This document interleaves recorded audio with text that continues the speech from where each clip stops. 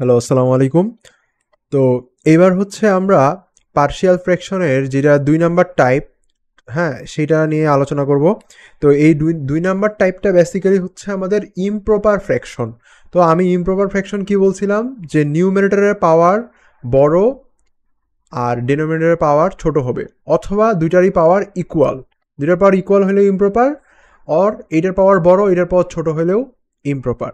আচ্ছা, এখন খেয়াল করো যে অনেকে তোমরা এটা বলো কি যে উপরে তো পাওয়ার আছে 3 আর নিচে তো পাওয়ার আছে 1।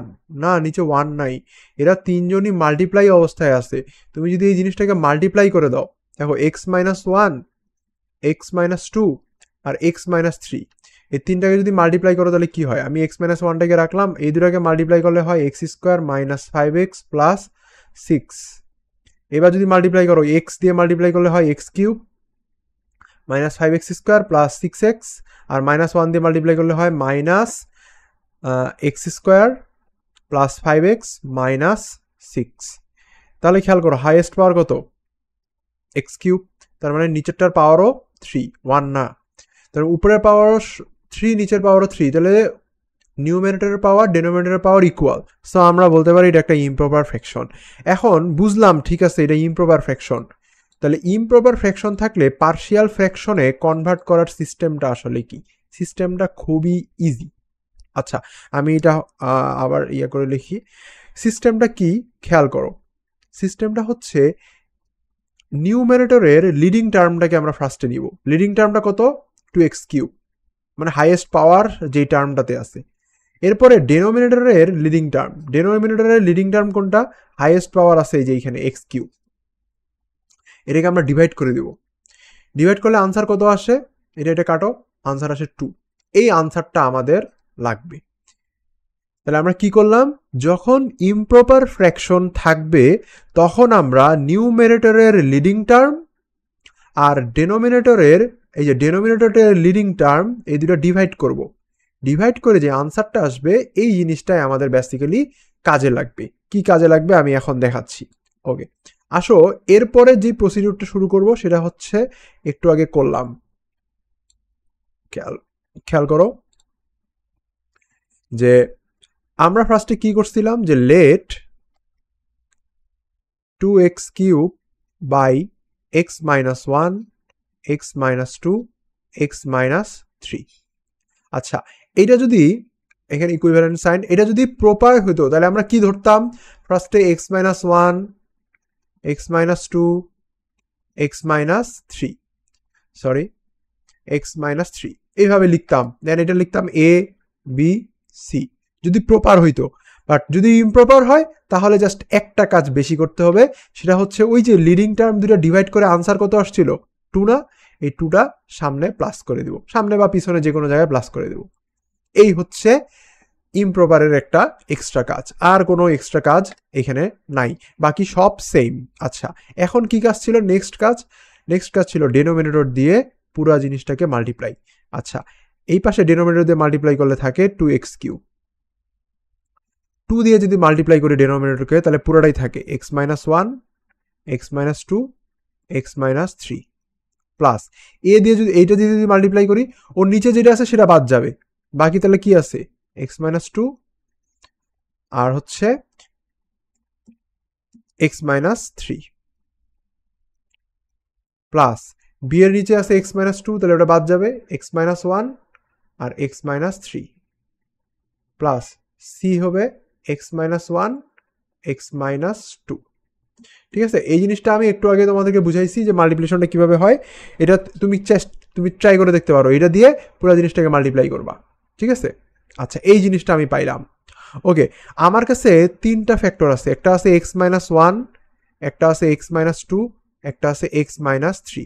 আমি এটা সমান 0 বসাই দিলাম, তাহলে x এর ভ্যালু কত পাবো? 1। এটা ইজিক্যাল টু 0 বসাই দিলাম, x এর ভ্যালু পাবো 2। এটা ইজিক্যাল টু 0 বসাই দিলাম, x এর ভ্যালু পাবো 3। এই যে x এর ভ্যালু 1 2 3 পাইলাম, এই 3টা ভ্যালু আমি পর্যায়ক্রমে বসাইতে থাকবো। তাহলে লিখবো যে putting x equal to 1 we get. আচ্ছা, x ইকুয়াল টু 1 বসাইলে আমরা কি পাই? দেখো খেয়াল করো, x equal two 1, x equal two 1 বসালে আমরা কি পাই দেখো এখানে হবে 1, তাহলে 2 ইন্টু 1 কিউব, তাহলে 2 ইজ ইকুয়াল টু, দেখো এইখানে যদি 1 বসাই, এইখানে 1 বসলে এই জিনিসটা 0 হয়ে যায়, তার মানে আলটিমেটলি পুরো টার্মটা 0, কারণ সবাই মাল্টিপ্লাই অবস্থায় আছে। এইখানে যদি 1 বসাই এই পুরো টার্ম 0, এইখানে যদি 1 বসাই এই পুরো টার্ম 0, বাকি থাকে যদি শুধুমাত্র এই টার্মটা, ঠিক আছে। তাহলে এই দিকে থাকলো 2, এখানে যদি 1 বসাই দেখো এটা তোমরা ক্যালকুলেটরে বসাই দিতে পারো ডিরেক্ট, 1 মাইনাস 3, তাহলে কি আসলো 2 ইজ ইকাল টু, দেখো 1 মাইনাস 2 কত, 1 মাইনাস 2 হচ্ছে মাইনাস 1 ইন্টু 1 মাইনাস 3 কত মাইনাস 2, তাহলে 2 is equal to minus 1 minus 2 2a, তাহলে আমরা কি পেলাম a ইজ ইকাল টু 1। এই যে আমরা একটা সলিউশন পেয়ে গেছি, বুঝতে পারছো? আচ্ছা, এরপরে আমরা x ইকুয়াল টু 2 বসাবো। 2 কিউব কত, 2 কিউব হচ্ছে 8, আর 8 2 সা 16, তাহলে এই পাশে পাইলাম 16। দেখো 2 যদি বসাই, এখানে 2 বসাইলে এই পুরো টার্মটা 0, এখানে 2 বসাইলে এই পুরো টার্ম 0, এইখানে 2 বসাইলে এই পুরো টার্ম 0, এইখানে যদি 2 বসাই তাহলে কি হয় b ইন্টু 2 মাইনাস 1 2 মাইনাস 3, তাহলে এখানে হবে 16 ইজ ইকুয়াল টু 2 মাইনাস 1 হচ্ছে 1, আর 2 মাইনাস 3 হচ্ছে মাইনাস 1, তাহলে 1 আর মাইনাস 1 মাল্টিপ্লাই করলে মাইনাস 1, তাহলে b is equal to minus b থাকে, তাহলে b ইজ ইকাল টু কি হয়, b is equal to minus 16। এই যে b এর ভ্যালুও আমরা পেয়ে গেলাম।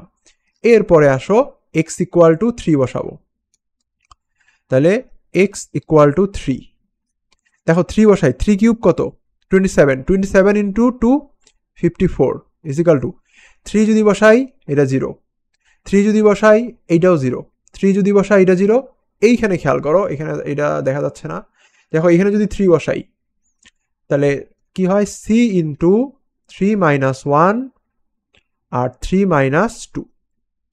ওকে, এবার এটা ক্যালকুলেট করো, এই পাশে থাকলো 54, 3 মাইনাস 1 কত 2, আর 3 মাইনাস 2 কত 1, তার মানে 2c, তার মানে c ইজ ইকাল টু কত পাইলাম, 2টা এই পাশে আসলে ডিভাইড হয়ে যাবে 27, তাহলে আমরা a b c তিনটা ভ্যালুই পেয়ে গেছি।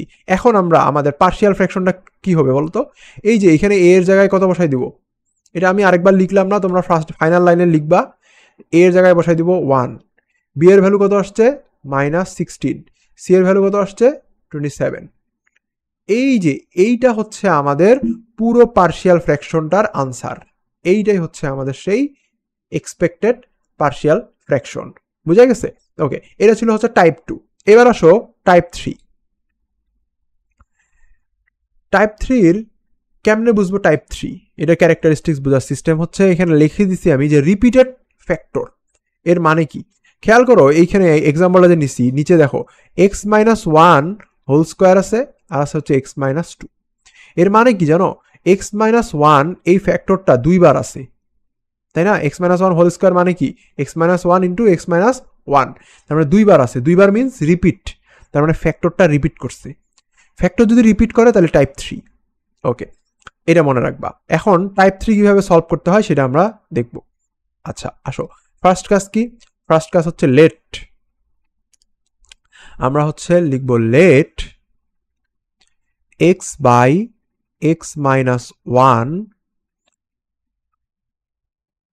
Whole square x minus 2 is equivalent to, ফার্স্টে যে যেখানে ঝামেলা নাই ওটাকে আগে ধরে নেই, a by x minus 2 plus, এখন এই লাইনটাতেই হচ্ছে মেইন তোমার ফান্ডা, কি করতে হবে দেখো, এখানে আছে x মাইনাস 1 হোল স্কোয়ার, পাওয়ার কত 2, তোমার পাওয়ার যতই থাকুক না কেন তোমার কাজ হচ্ছে 1 থেকে ওই পাওয়ার পর্যন্ত বারবার লিখতে হবে।